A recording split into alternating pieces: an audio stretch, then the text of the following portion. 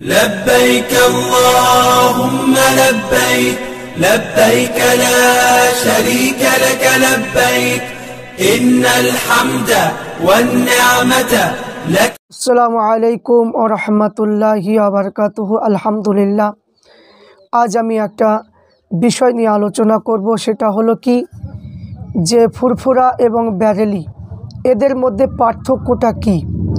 একজন মুফতি সাহেব তাকে প্রশ্ন করা হয়েছিল। সে বলল যে আমার আব্বাজানের কিতাবগুলো পড়বেন, তাহলে বুঝতে পারবেন যে ফুরফুরার সঙ্গে ব্যারেলির কি পার্থক্য আছে। তো আমি আপনাদের সম্মুখে বলবো যে আপন আপন পীর, আপন আপন মানে কি যে যাকে ভালোবাসেন বাসুন, কিন্তু একজনকে ভালোবাসতে গিয়ে অপরকে খারাপ বলা এটা ঠিক নয়। কারণ চার ইমামের যেমন মাসলা যেমন চার রকমের, তেমনি চার তরিকার চারজন পীরের কিতাব কিন্তু চার রকমের। তা বলে একটা পীরের কিতাব মানে কি একজনকে মানতে গিয়ে আর তিনজনকে মানব না, এটা কিন্তু কখনোই এটা সম্ভব নয়। এটা হিংসা, এটা হচ্ছে অহংকার, হিংসা ছাড়া কিছু নয়। তো আমরা দেখব যে ফুরফুরা এবং ব্যারেলির মধ্যে পার্থক্য এই বিষয় যে জুম্মার সানি আজান মসজিদের ভিতরে হবে না বাইরে হবে, এই নিয়ে আমি আলোচনা করব। যে ফুরফুরা শরীফের পীর মুজাদ্দিদুজ্জামান আমিরুশ শরিয়াত দাদা হুজুর পীর কেবল রহমাতুল্লাহ আলাইহির খলিফা শারসিনা দরবার শরীফের যে নিসারউদ্দিন রহমাতুল্লাহ আলাইহি তরিকুল ইসলাম এই কিতাব লিখেছেন, ফিকহের কিতাব। এই কিতাব থেকে আমরা দেখব যে জুম্মা সানি আজানটা কোথায় হবে, আর পার্থক্যটা হলো এটাই।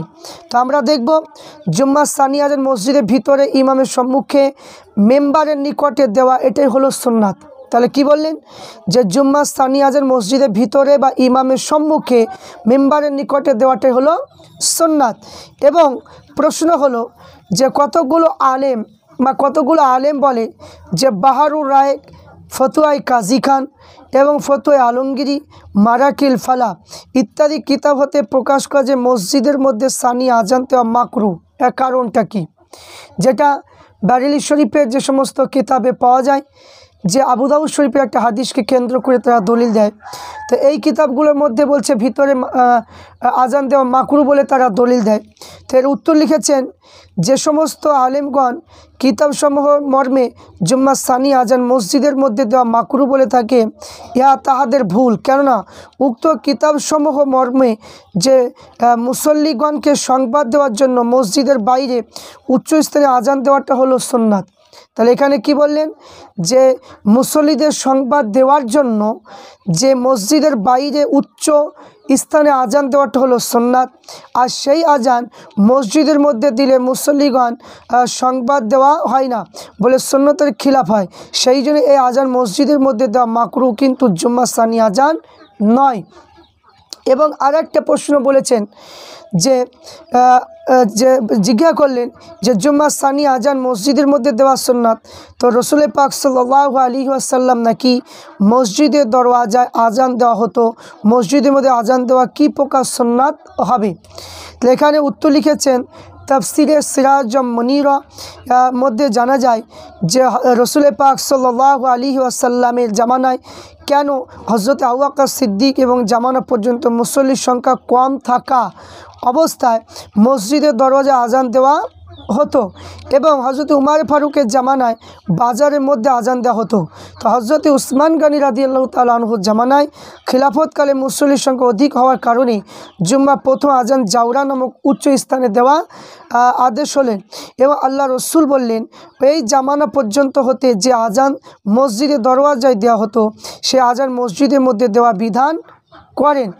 এবং মসজিদের মধ্যে আজান দেওয়া হুকুম বুঝলাম, কিন্তু কোন স্থানে দাঁড়িয়ে দিতে হবে এটা তো বুঝতে পারলাম না, এটা প্রশ্ন। তো শারসিনা দরবার শরীফে হুজুর উত্তর দিলেন যে কাফি হানাফি মাযহাবের কিতাব কাফি এবং এনায়া কিতাবে মর্মে জানা যায় ইমামের সম্মুখে মেম্বারের নিকটে দাঁড়িয়ে আজান দিতে হবে। এবং আর একটা প্রশ্ন করলেন তো আল্লাহ রসুল সাল্লাল্লাহু আলাইহি ওয়াসাল্লামের জামানায় মসজিদের মধ্যে আজান দেওয়া বিধান ছিল না।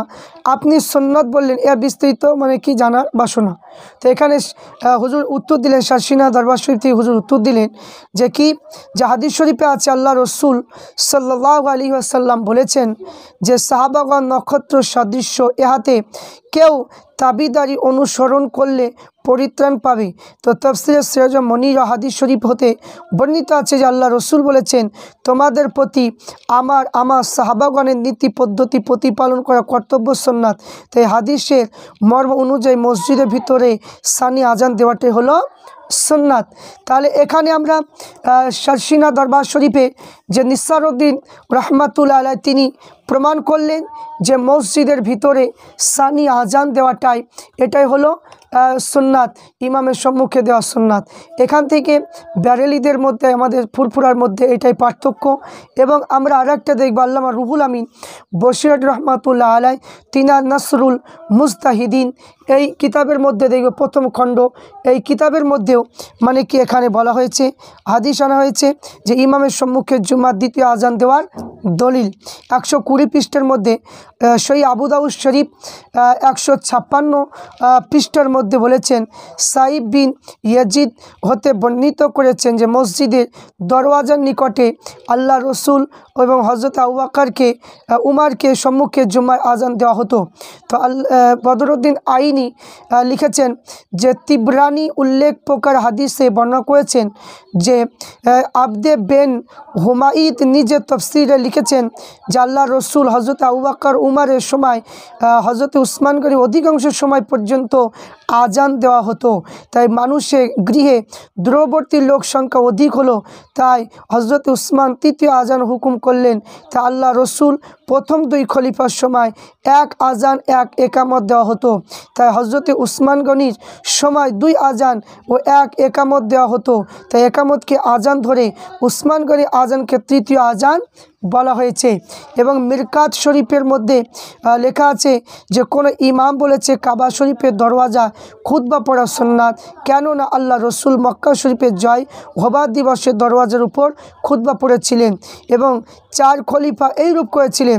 তাহলে প্রমাণ হলো যে খুতবা মসজিদের ভিতরে পড়া হোক কিংবা মসজিদের দরওয়াজার নিকটে পড়া হোক, কিন্তু খুতবার অগ্রে খতিবের সম্মুখে আজান দেওয়াটাই সুন্নাত, মসজিদের বাইরে নয়। তারপর ফতহুল বারি হানাফি মাযহাবের কিতাব ফতহুল বারির মানে কি হাওয়ালা দিয়েছেন, যে সময় প্রথম আজান বেশি করা হয়েছিল উহা লোকদেরকে সাবধান করবার জন্য হয়েছিল। তাই যে আজান খতিবের সম্মুখে দেওয়া হয় সকলে নীরবের জন্য দেওয়া হতো। তাই এখানে প্রমাণ হলো খতিবের সম্মুখে আজান দেওয়া সাহাবাদের ইজমা হয়ে প্রমাণিত হয়েছে। তাহলে আমরা এটা বুঝতে পারলাম। এবার আল্লামা রুহুল আমিন হুজুরের প্রথম খণ্ড মাজমুআয়ে ফতোয়া আমিনিয়া এই কিতাবের মধ্যেও মানে কি রয়েছে, এবং ফতুয়ায়ে সিদ্দিকিয়া এই কিতাবের মধ্যে সাইফুদ্দিন সিদ্দিক রহমাতুল্লাহ তিনি এই কিতাবের মধ্যে লিখেছেন। তো আমরা দেখব যে ফতুয়ায়ে আমিনিয়াতে এই আজান সম্পর্কে লিখেছেন যে জুম্মার ভিতরে প্রশ্ন, জুম্মার ভিতরে খুতবা পাঠের সময় যে আজান সানি আজান দেওয়া হয় তা কতগুলো আলেম মাকরু বেদাত বলে প্রকাশ করছে, কেউ কেউ অদুরস্ত বলে প্রকাশ করে। এক্ষেত্রে সত্য মতটা কী? তা আল্লামা রুহুল আমিন বশির রহমাতুল্লাহ তিনি উত্তর দিলেন যে সানি আজান হজরত উসমান গনির আদেশে চালু হয়েছে।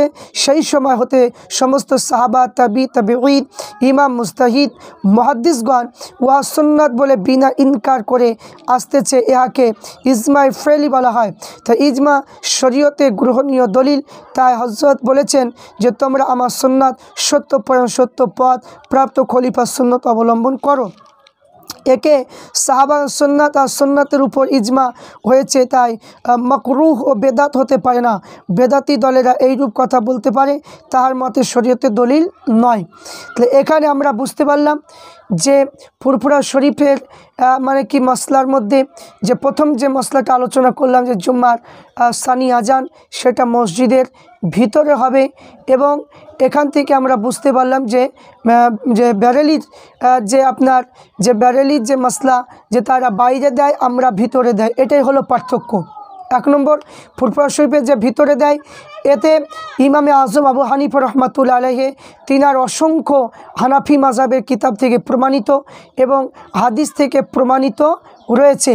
এই সম্পর্কে বিস্তারিত মুফতি আলাউদ্দিন জাহাদি তিনি মানে কি আলোচনা করেছেন, তিনার ভিডিওতেও রয়েছে। তাহলে আমরা এখানে বুঝতে পারলাম যে মুফতি সাহেব যে কথা বলেছে যে তিনার আব্বাজানের কিতাবটা দেখতে হবে যে ফুরফুরা আকিদাটা কেমন। এক কথাও বলতে চাচ্ছে ফুরফুরা আকিদাটা ভালো নয়, এটাই বলতে চাচ্ছে। তো আমি এবার তিনার আব্বাজানের যে কিতাব মানে কি যে কলম পত্রিকা লিখেছিল যে এই আজান সম্পর্কে তার উত্তর মানে দেওয়া হয়েছে, সেটাও নিয়ে আলোচনা করব। আমি প্রত্যেককে বলবো হিংসা নয়, কোনো মানে হিংসা করা চলবে না, কারণ বর্তমান সময়ে এখন যে অবস্থা মুসলমানের করুণ অবস্থা।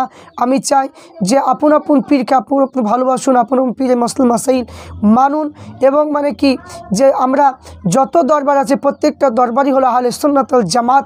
এটাই মানে কি আমরা প্রত্যেকটা আল্লাহর ওলিদেরকে ভালোবাসি, সবাই প্রত্যেকে হচ্ছে আমাদের ওলিরা হচ্ছে আমাদের মাথার তাজ।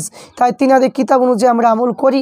বর্তমান সময়ে যারা ওলিদের বিরুদ্ধে কথা বলে এদের কথা আমরা শুনবো না।